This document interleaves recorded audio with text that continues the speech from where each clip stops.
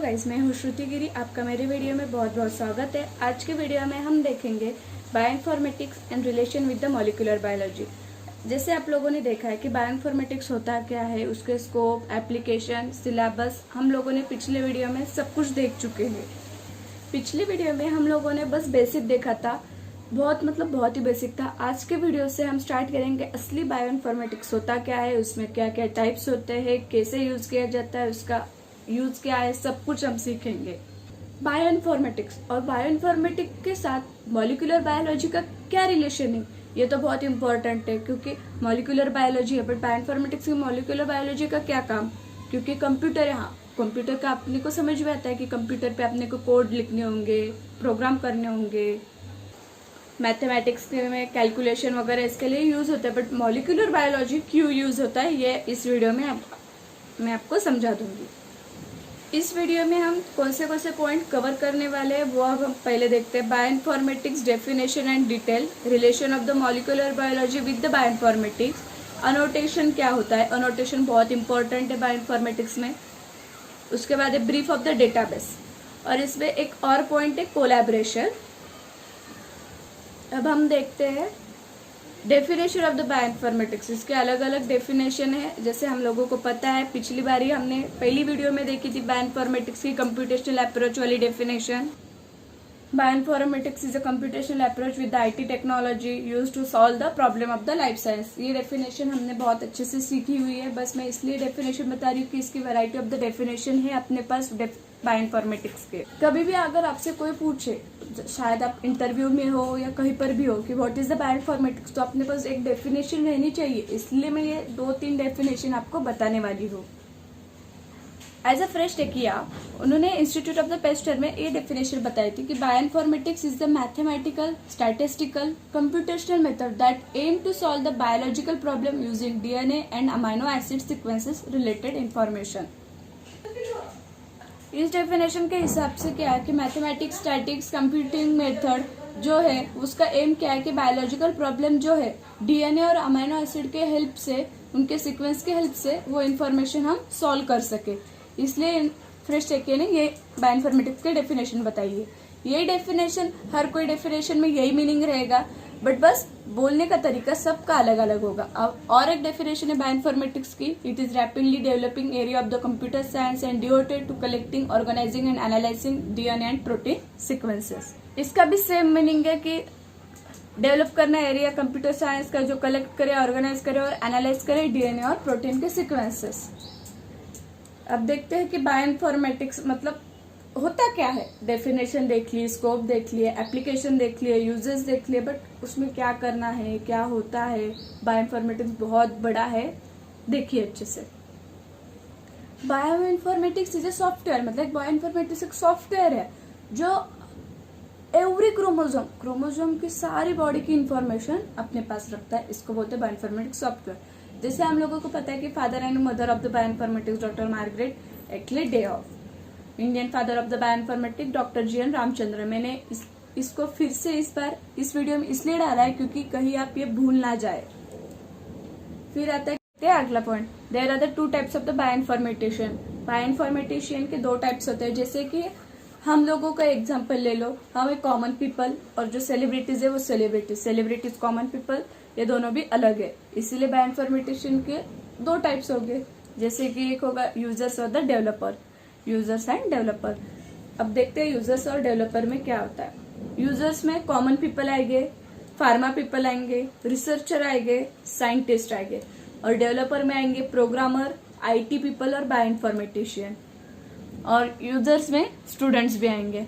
देखिए, अब जो यूजर हो गए वो स्टूडेंट भी हो सकता है, कोई कॉमन पीपल भी यूज कर सकता है, फार्मा पीपल जो फार्मा कंपनी में काम करते हैं, रिसर्चर भी यूजर्स में ही आएंगे, और जो साइंटिस्ट रहते हैं वो भी यूजर्स में आएंगे। बट डेवलपर मतलब जिन्होंने ये बनाया है, जैसे कि आईटी पीपल के अलग अलग ऐप बनाते हैं, वो लोग अलग अलग देखते हैं कि कहाँ से कैसे प्रॉब्लम सॉल्व हो सकती है। प्रोग्रामर और आईटी पीपल थोड़े बहुत तो सेम ही रहते हैं। प्रोग्रामर मतलब जो प्रोग्राम करता है, ऐप बनाता है। और एक बायोइन्फॉर्मेटिशियन खुद, जो बायोइन्फॉर्मेटिशियन में उसने पीएचडी कर रखी हो, वो होता है बायोइन्फॉर्मेटिशियन, वो आता है डेवलपर में। अब देखते हैं आगे, कोलैबोरेशन एंड एनोटेशन। मैंने जो बोला था कि बहुत इंपॉर्टेंट पॉइंट है ये, यही है वो। कोलैबोरेशन क्या होता है? Exchange of the data on daily basis, मतलब डेटा एक्सचेंज होना। हम जैसे किसी को अपनी इंफॉर्मेशन देते हैं या किसी को अपने नोट्स पास ऑन करते हैं, कॉलेज में कुछ भी हो, अगर वो एब्सेंट है तो अपन अपने नोट्स पास ऑन करते हैं, या टीचर्स अपने को हर रोज पढ़ाते हैं तो वो उनका डेटा अपने साथ शेयर करते हैं, उसको ही बोलते हैं exchange of the data on the daily basis. ये बहुत बड़ा टॉपिक है। डेली बेसिस पे कौन से एक्सचेंज ऑफ द डेटा होते हैं बायोइन्फॉर्मेटिक्स में, ये मैं आपको अगले वीडियो में जरूर बताऊंगी। फिर इसमें कोलैबोरेशन में आता है अलाउ शेयरिंग इंफॉर्मेशन और object that may be store in a web pages और द डेटाबेसेस। मतलब क्या होता है कि शेयर, ये अलाउ करता है शेयर करने को इंफॉर्मेशन और ऑब्जेक्ट जो भी वेब पेजेस में स्टोर होती है और डेटाबेसेस होता है। ये डेटाबेसेस बहुत बार आएगा आपको, और आपको इसमें बहुत ज़्यादा इंटरेस्ट लेना पड़ेगा क्योंकि बायोइन्फॉर्मेटिक्स और डेटाबेसेस बहुत ज़्यादा इम्पोर्टेंट है। डेटाबेसेस क्या होता है उसका एकदम डिटेल में नेक्स्ट वीडियो में जरूर पोस्ट करूंगी। इस वीडियो में मैंने बस उसके ब्रीफ दिए हैं। कोलैबोरेशन में भी establish between the two researcher और अमॉन्ग द ग्रुप, मतलब अमॉन्ग द ग्रुप मतलब मेनी टू मेनी इंटरेक्शन, बहुत जनों का इंटरेक्शन। ये एस्टेब्लिश दो लोगों के में होगा। टू रिसर्चर क्यों? क्योंकि exchange of the data, exchange of data कब होगा? अगर वहाँ पे दो जन हो गए और दो ऑब्जेक्ट प्रेजेंट हो गए तभी तो डेटा एक्सचेंज होगा। सिंगल पर्सन में डेटा कभी एक्सचेंज नहीं हो सकता। अब देखते हैं अनोटेशन। अनोटेशन की बस एक सिंपल सी डेफिनेशन है, वो आपको बहुत ज्यादा याद रखनी है। इंटरव्यू में, एग्जाम्स में ये डेफिनेशन हर चीज पूछी जाती है, या आपके कॉलेज में जो भी वाइवा होते हैं उसमें भी annotation, what is the annotation, ये पूछा जाता है। सो ये बहुत इंपॉर्टेंट है, आप इसको मार्क करके रखिए या कहीं पे नोट करके जरूर रखिए। अब देखिए annotation, it is an attachment of the biological information to the newly discovered sequence. मतलब क्या होता है, जो भी नए डिस्कवर सीक्वेंस होते हैं उसको साथ बायोलॉजिकल इंफॉर्मेशन अटैच करना, इसको बोलते हैं अनोटेशन। ये मार्क डाउन करना कि to the newly discovered sequence, पीछे वाले मतलब जो बहुत पुराने डिस्कवर सीक्वेंस है उसका नहीं, जो अटैचमेंट होती है बायोलॉजिकल इंफॉर्मेशन की सिर्फ न्यूली डिस्कवर सीक्वेंस को, इसको बोलते हैं अनोटेशन। अब हम इसके एग्जांपल देखेंगे, जीन बैंक, डीडीबीजे, ईएमबीआर, डीडीबी। आप पूछेंगे ये सब क्या है? कुछ डेटाबेसेस है, कुछ तो कोलैबोरेशन होता है इन लोग इनमें, तो वो है, वो मैं आपको अगली वीडियो में बताऊंगी। ये समझ लीजिए कि कोलैबोरेशन, डेटाबेसेस, अनोटेशन का बेसिक मैं आपको बता रही हूँ। अब जाते हैं आगे। अब मॉलिक्यूलर बायोलॉजी, जो अपना टॉपिक था कि रिलेशन क्या है मॉलिक्यूलर बायोलॉजी का बायोइन्फॉर्मेटिक्स के साथ, वो देखिए। मॉलिक्यूलर बायोलॉजी क्या होता है? Study of the molecular component of the living things. जो लिविंग थिंग्स में जो मॉलिक्यूलर कंपोनेंट होते हैं, डीएनए, प्रोटीन, अमीनो एसिड, वो सब आएगा मॉलिक्यूलर बायोलॉजी में। Molecular biology is the basic level which help to know about the composition और constituent of the genetic material. मतलब क्या है? एक बेसिक लेवल है जो हेल्प करता है composition and constitution of the genetic material. Genetic material के कंपोजिशन, स्ट्रक्चर, कॉन्स्टिट्यूशन, उसमें क्या क्या है वो सब में, उसके सब के बारे में जानने के लिए मॉलिक्यूलर बायोलॉजी अपने को हेल्प करता है। फिर जेनेटिक मटेरियल क्या होता है? बहुत लोगों को ये नहीं पता होगा तो मैं शॉर्ट में बता दूंगी। जेनेटिक मटेरियल एक कोड है of various type of the protein which required by our body for the performing various work. बहुत अलग अलग टाइप के प्रोटीन जो अपने बॉडी को चाहिए परफॉर्म द वर्क, मतलब जो अपने बॉडी के वर्क होते हैं, जो भी हमारी बॉडी काम करती है तो उसके लिए जो प्रोटीन लगते हैं, उसके जो कोर्स होते हैं, उसको हम कहते हैं genetic material.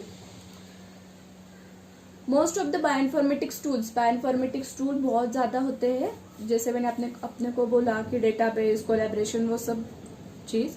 Software work based on the molecular biology, ये याद रखिएगा। सॉफ्टवेयर वर्क, टूल्स, ये सब मॉलिक्यूलर बायोलॉजी में होता है, मतलब बेस्ड रहता है।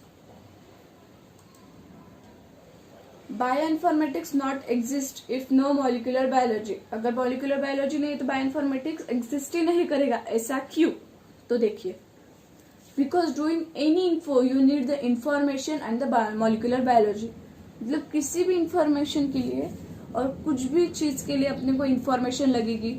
अगर हम कंप्यूटर खरीदने जाते हैं तो अपने को एक इंफॉर्मेशन रहेगी, उसका रैम क्या है, उसके इंटरनल स्टोरेज क्या है, उसमें कौन से सॉफ्टवेयर है, विंडोज कौन सा है। अगर ये इन्फॉर्मेशन अपने पास नहीं होगी तो अपन कंप्यूटर खरीदने जा ही नहीं सकते, क्योंकि बेसिक तो पता ही नहीं है ना अपने को। ऐसे ही अपन एग्जांपल मोबाइल का भी ले सकते हैं। मोबाइल ले रहे बट उसमें क्या है ये अगर पता नहीं होगा तो आप अच्छे से चूज नहीं कर सकोगे कि कौन सा मोबाइल है अच्छा वाला और कौन सा है पूरा। अब एक इंटरेस्टिंग बात बता रही हूँ मैं आपको, ध्यान से सुनिएगा। वर्किंग विद एटीजीसी, एटीजीसी मतलब अपने को पता है डीएनए के कोड रहते हैं, और gel, different types of the gel होते हैं। वैसे ही we can sequence 3 MB genome of the bacteria. We can sequence 3 MB genome, मतलब सोचिए कितना ज्यादा कोड होगा उसमें विद इन 1 और 7 डेज। डिपेंड किए अपन कौन सा बैक्टीरिया के सीक्वेंस कर रहे हैं, 1 डे और 7 डेज में हो जाता है। Doing this we can tell what is change in structure of enzyme. ये करते समय अपने को पता चलेगा कि कहाँ पे कौन सा एटीजीसी या करने से अपने स्ट्रक्चर में चेंज हो रहा है, कुछ हो रहा है, ये हम इजीली बता सकते हैं। इसके हिसाब से अपन प्रेडिक्ट भी कर सकते हैं new drug design. Also we can predict how the new drug design. For all this we have the database which store trillions of data related molecular biology. फिर से database word आया है। So database है अपने पास जो trillions of the data related the molecular biology है उसके। अब देखते हैं डेटाबेस। डेटाबेस के बारे में बस आपको मैं शॉर्ट में बताने वाली हूँ कि डेटाबेस होता क्या और उसके टाइप। इन डिटेल मैं आपको अगली वीडियो में पक्का और बहुत अच्छे से एक्सप्लेन करने वाली हूँ। डेटाबेस अपने को पता है कलेक्शन ऑफ द डेटा होगा। Collection of rows and column is called as a database. Collection करना है उसको बोलते हैं डेटाबेस। जहाँ पे डेटा होगा, उस डेटा अगर है तो वो स्टोर हम अच्छे से ही करेंगे, ऐसे ही कहीं पर भी तो नहीं कर सकते, तो कॉलम रोज को बोलेंगे डेटाबेस।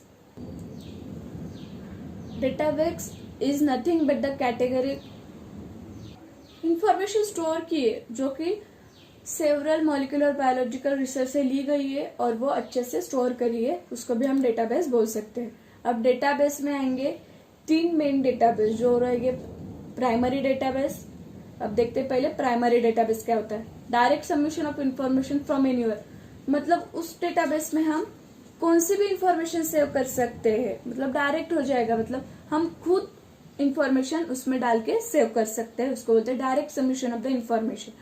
अब एनीवन में आएंगे, स्टूडेंट भी कर सकते हैं, रिसर्चर कर सकते हैं, साइंटिस्ट कर सकते हैं, कॉमन पीपल, कोई भी प्राइमरी डेटाबेस में अपनी सबमिशन और डेटा डाल सकता है। Basic information is present in primary database. Primary database में बेसिक इंफॉर्मेशन प्रेजेंट रहेंगी। Low annotated information present in primary database. Low annotated या पॉइंट नोट डाउन कीजिए कि एनोटेशन मैंने आपको अभी बताया था, वही लो एनोटेशन होगा इसमें। Only original information present in the primary database. बस ओरिजिनल इंफॉर्मेशन होगी, उसमें फिर से कुछ बदला नहीं होगा। इस जगह पे ये वर्ड की जगह दूसरा वर्ड बिल्कुल नहीं डाला होगा। जो ओरिजिनल इंफॉर्मेशन है वही प्राइमरी डेटाबेस में स्टोर की होगी। अब देखते हैं सेकेंडरी डेटाबेस क्या होता है।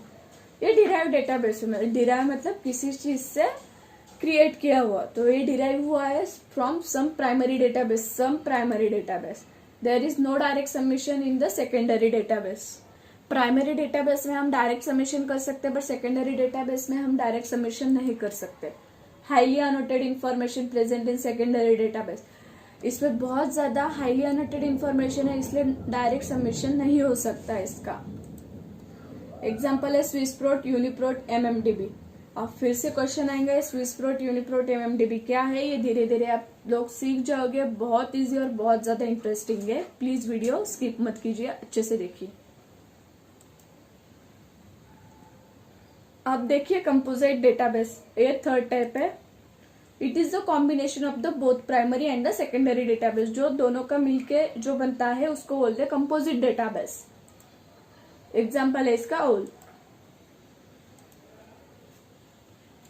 अब और है टाइप्स ऑफ द डेटाबेस, इसके और टाइप्स है। ये जो भी टाइप है 7, 8, 9 जितने भी ये टाइप है, इस पे हर टाइप के में जो जीन बैंक, डीडीबीजे जो भी है वो बस मैंने एग्जांपल दिए है, उसके बारे में डिटेल में हम स्टडी करेंगे। सीक्वेंस डेटाबेस, मतलब सीक्वेंस डेटाबेस पे भी न्यूक्लियोटाइड डेटाबेस सीक्वेंस, उसमें आएगी जीन बैंक, डीडीबीजे और ईएमबीएल। इन तीनों में कोलैबोरेशन होता है। ये कोलैबोरेशन कैसे होता है अगली वीडियो में जरूर देखना।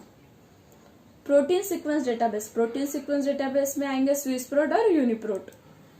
स्ट्रक्चरल डेटाबेस, पीडीबी, पीडीबी मतलब protein database, MMDB molecular modelling database, ये जो शॉर्ट फॉर्म है ये अच्छे से नोट डाउन करिए। फिर आता है proteome database, proteome database is a collection of the whole protein in a body, collection of the whole proteins in a body. फिर आएगा लिटरेचर्स डेटाबेस, लिटरेचर्स डेटाबेस में आएगा पबमेड, जो एब्स्ट्रैक्ट प्रेजेंट रहेगा पबमेड, एंट्रोल पीएमसी। ये PubMed क्या है वो भी डिटेल में हम स्टडी जरूर करेंगे। ये फुल रिसर्च पेपर प्रेजेंट रहेगा लिटरेचर डेटाबेस में। Expression database, array expression, micro array, ये जो भी मैं बता रही हूँ एक्सप्रेशन डेटाबेस, सीक्वेंस डेटाबेस, वो उसके बस एग्जांपल में बता रही हूँ क्योंकि ब्रीफ में डेटाबेस सीख रहे हम, डिटेल्स में नहीं। पाथवे डेटाबेस, पाथवे डेटाबेस में आएगा KEGG, Kyoto encyclopedia of gene graphical representation to genome. फिर आता है एंजाइम डेटाबेस जिसमें आएगा ब्रेंडा।